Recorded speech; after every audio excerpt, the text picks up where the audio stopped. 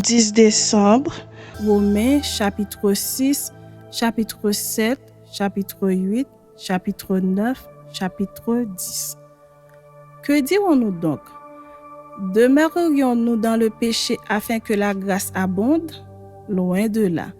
Nous qui sommes morts au péché, comment vivrions-nous encore dans le péché? Ignorez-vous que nous tous qui avons été baptisés en Jésus-Christ, c'est en sa mort que nous avons été baptisés? Nous avons donc été ensevelis avec lui par le baptême en sa mort, afin que comme Christ est ressuscité des morts par la gloire du péché, de même nous aussi, nous marchions en nouveauté de vie. En effet, si nous sommes devenus une même plante avec lui par la conformité à sa mort, nous le serons aussi par la conformité à sa résurrection, sachant que notre vieil homme a été crucifié avec lui, afin que le corps du péché fût détruit, pour que nous ne soyons plus esclaves du péché. Car celui qui est mort est libre du péché. Or, si nous sommes morts avec Christ, nous croyons que nous vivrons aussi avec lui. Sachant que Christ, ressuscité des morts, ne meurt plus, la mort n'a plus de pouvoir sur lui. Car il est mort et c'est pour le péché qu'il est mort une fois pour toutes. Il est revenu à la vie et c'est pour Dieu qu'il vit. Ainsi vous-même, regardez-vous comme mort au péché et comme vivant pour Dieu en Jésus-Christ. Que le péché ne règne donc point dans votre corps mortel et n'obéissez pas à ses convoitises. Ne livrez pas vos membres au péché comme des instruments d'iniquité, mais donnez-vous vous-même à Dieu comme étant vivants de mort que vous étiez et offrez à Dieu vos membres comme des instruments de justice. Car le péché n'aura point de pouvoir sur vous, puisque vous êtes non sous la loi, mais sous la grâce. Quoi donc? Pécherions-nous parce que nous sommes non sous la loi, mais sous la grâce? Loin de là. Ne savez-vous pas quand vous livrez à quelqu'un comme esclave pour lui obéir, vous êtes esclave de celui à qui vous obéissez, soit du péché qui conduit à la mort, soit de l'obéissance qui conduit à la justice? Mais grâce soit rendue à Dieu de ce que, après avoir été esclave du péché, vous avez obéi de cœur à la règle de doctrine dans laquelle vous avez été instruits. Ayant été affranchis du péché, vous êtes devenus esclaves de la justice. Je parle à la manière des hommes, à cause de la faiblesse de votre chair, de même donc que vous avez livré vos membres comme esclaves à l'impureté et à l'iniquité, pour arriver à l'iniquité. Ainsi maintenant, livrez vos membres comme esclaves à la justice, pour arriver à la sainteté. Car lorsque vous étiez esclaves du péché, vous étiez libres à l'égard de la justice. Quelle fuite portiez-vous alors? Des fuites dont vous rougissiez aujourd'hui, car la fin de ces choses, c'est la mort. Mais maintenant, étant affranchis du péché et devenus esclaves de Dieu, vous avez pour fuite la sainteté et pour fin la vie éternelle. Car le salaire du péché, c'est la mort, mais le don gratuit de Dieu, c'est la vie éternelle en Jésus-Christ, notre Seigneur. Chapitre 7. Ignorez-vous, frères, car je parle à des gens qui connaissent la loi, que la loi exerce son pouvoir sur l'homme aussi longtemps qu'il vit.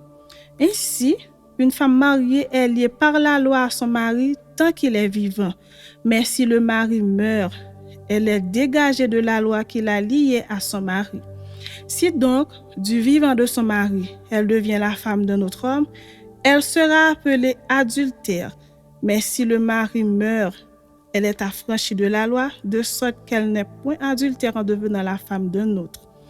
De même, mes frères, vous aussi, vous avez été par le corps de Christ mis à mort en ce qui concerne la loi, pour que vous apparteniez à un autre, à celui qui est ressuscité des morts, afin que nous portions des fruits pour Dieu.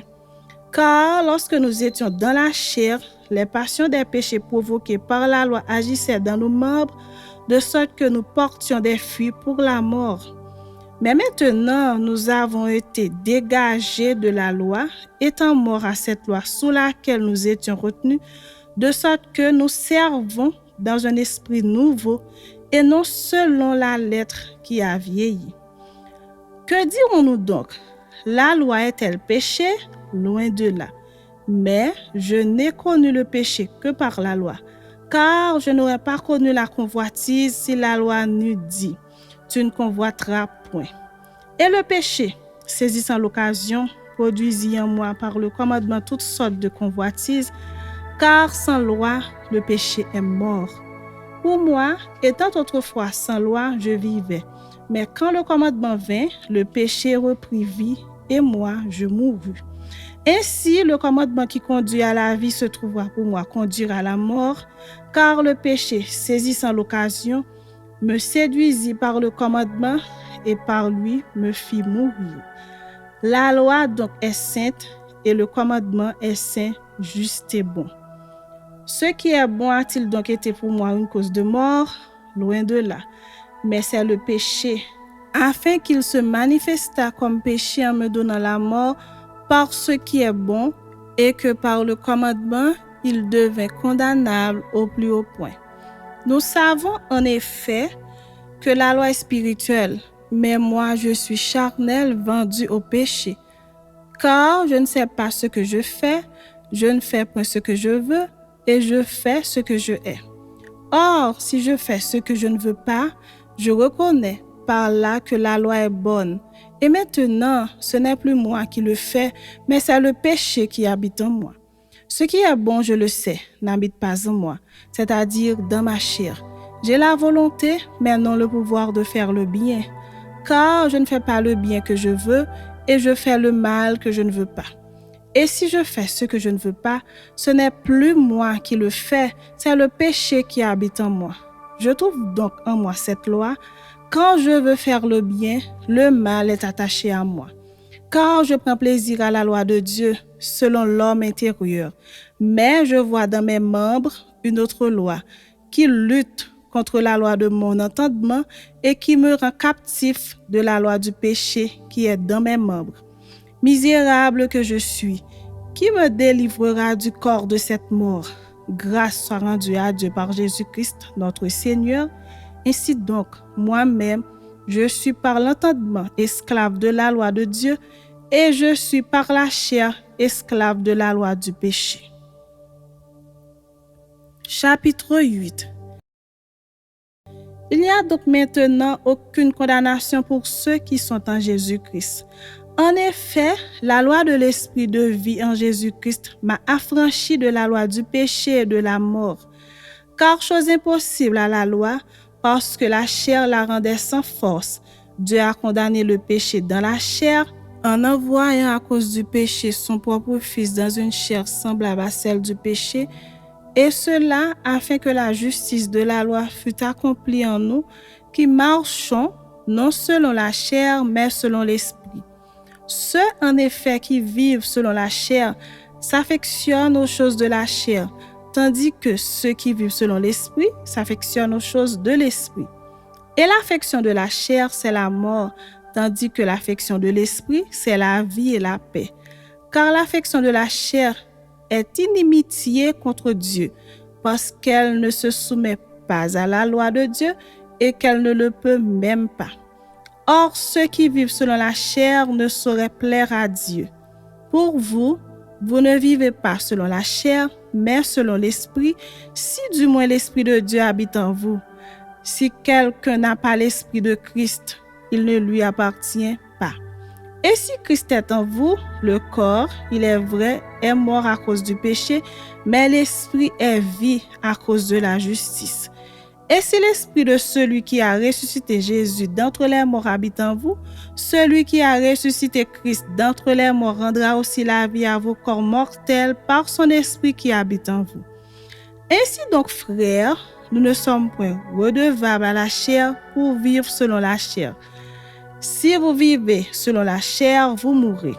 Mais si par l'esprit vous faites mourir les actions du corps, vous vivrez, car tous ceux qui sont conduits par l'Esprit de Dieu sont fils de Dieu. Et vous n'avez point reçu un esprit de servitude pour être encore dans la crainte, mais vous avez reçu un esprit d'adoption par lequel nous crions « Abba, Père ». L'Esprit lui-même rend témoignage à notre esprit que nous sommes enfants de Dieu. Or, si nous sommes enfants, nous sommes aussi héritiers, héritiers de Dieu et co-héritiers de Christ, si toutefois nous souffrons avec lui, afin d'être glorifiés avec lui. J'estime que les souffrances du temps présent ne sauraient être comparées à la gloire à venir qui sera révélée pour nous. Aussi la création attend-elle avec un ardent désir la révélation des fils de Dieu. Car la création a été soumise à la vanité, non de son gré, mais à cause de celui qui l'y a soumise, avec l'espérance qu'elle aussi sera affranchie de la servitude de la corruption pour avoir part à la liberté de la gloire des enfants de Dieu. Or, nous savons que, jusqu'à ce jour, la création tout entière soupire et souffre les douleurs de l'enfantement. Et ce n'est pas elle seulement, mais nous aussi, qui avons les prémices de l'Esprit, nous aussi, nous soupirons en nous-mêmes en attendant l'adoption, la rédemption de notre corps. Car c'est en espérance que nous sommes sauvés. Or, l'espérance qu'on voit n'est plus espérance. Ce qu'on voit, peut-on l'espérer encore? Mais si nous espérons ce que nous ne voyons pas, nous l'attendons avec persévérance. De même aussi, l'Esprit nous aide dans notre faiblesse, car nous ne savons pas ce qu'il nous convient de demander dans nos prières. Mais l'Esprit lui-même intercède par des soupirs inexprimables. Et celui qui sonde les cœurs connaît quelle est la pensée de l'Esprit, parce que c'est selon Dieu qu'il intercède en faveur des saints. Nous savons du reste que toute chose concourt au bien de ceux qui aiment Dieu, de ceux qui sont appelés selon son dessein. Car ceux qu'il a connus d'avance, il les a aussi prédestinés à être semblables à l'image de son Fils, afin que son Fils fût le premier-né entre plusieurs frères. Et ceux qu'il a prédestinés, il les a aussi appelés. Et ceux qu'il a appelés, il les a aussi justifiés. Et ceux qu'il a justifiés, il les a aussi glorifiés. Que dirons-nous donc à l'égard de ces choses? Si Dieu est pour nous, qui sera contre nous? Lui qui n'a point épargné son propre Fils, mais qui l'a livré pour nous tous, comment ne nous donnera-t-il pas aussi toutes choses avec lui? Qui accusera les élus de Dieu? C'est Dieu qui justifie. Qui les condamnera? Christ est mort, bien plus, il est ressuscité. Il est à la droite de Dieu et il intercède pour nous. Qui nous séparera de l'amour de Christ? Sera-ce la tribulation, ou l'angoisse, ou la persécution, ou la faim, ou la nudité, ou le péril, ou l'épée? Selon qu'il est écrit, c'est à cause de toi qu'on nous met à mort tout le jour, qu'on nous regarde comme des brebis destinées à la boucherie. Mais dans toutes ces choses, nous sommes plus que vainqueurs par celui qui nous a aimés.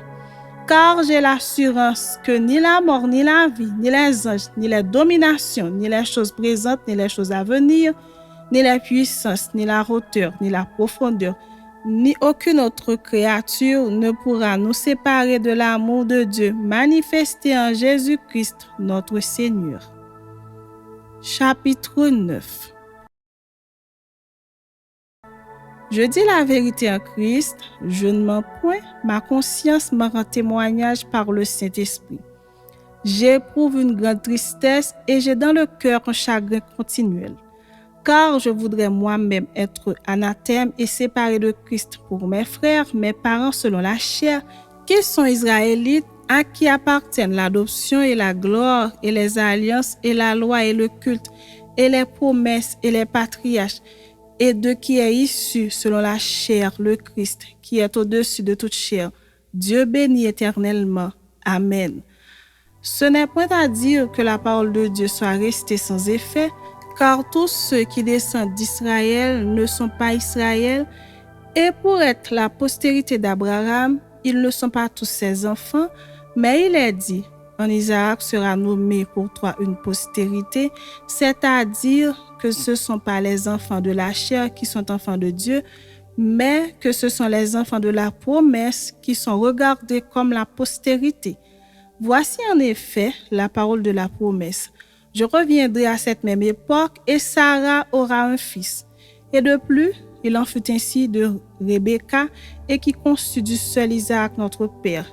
Car, quoique les enfants ne fussent pas encore nés, et ils n'eussent fait ni bien ni mal, afin que le dessein d'élection de Dieu subsistât sans dépendre des œuvres et par la seule volonté de celui qui appelle. Il fut dit à Rebecca, l'aîné sera assujetti au plus jeune, selon qu'il est écrit, j'ai aimé Jacob et j'ai haï Ésaü. Que dirons-nous donc? Y a-t-il en Dieu de l'injustice? Loin de là. Car il dit à Moïse, je ferai miséricorde à qui je fais miséricorde, et j'aurai compassion de qui j'ai compassion. Ainsi donc, cela ne dépend ni de celui qui veut, ni de celui qui court, mais de Dieu qui fait miséricorde. Car l'Écriture dit à Pharaon, je t'ai suscité à dessein pour montrer en toi ma puissance, et afin que mon nom soit publié par toute la terre. Ainsi, il fait miséricorde à qui il veut, et il endurcit qui il veut. Tu me diras, pourquoi blâme-t-il encore? Car qui est-ce qui résiste à sa volonté? Ô homme, toi plutôt, qui es-tu pour contester avec Dieu? Le vase d'argile dira-t-il à celui qui l'a formé, pourquoi m'as-tu fait ainsi? Le potier n'est-il pas maître de l'argile pour faire avec la même masse un vase d'honneur et un vase d'un usage vil? Et que dire si Dieu, voulant montrer sa colère et faire connaître sa puissance, a supporté avec une grande patience des vases de colère formés pour la perdition, et s'il a voulu faire connaître la richesse de sa gloire envers des vases de miséricorde qu'il a d'avance préparés pour la gloire? Ainsi nous a-t-il appelés, non seulement d'entre les Juifs, mais encore d'entre les païens, selon qu'il te dit dans Osée, j'appellerai mon peuple celui qui n'était pas mon peuple, et bien-aimé celle qui n'était pas la bien-aimée. Et là où on leur disait, vous n'êtes pas mon peuple, ils seront appelés fils du Dieu vivant. Ésaïe de son côté s'écrit au sujet d'Israël, quand le nombre des fils d'Israël serait comme le sable de la mer, un reste seulement sera sauvé.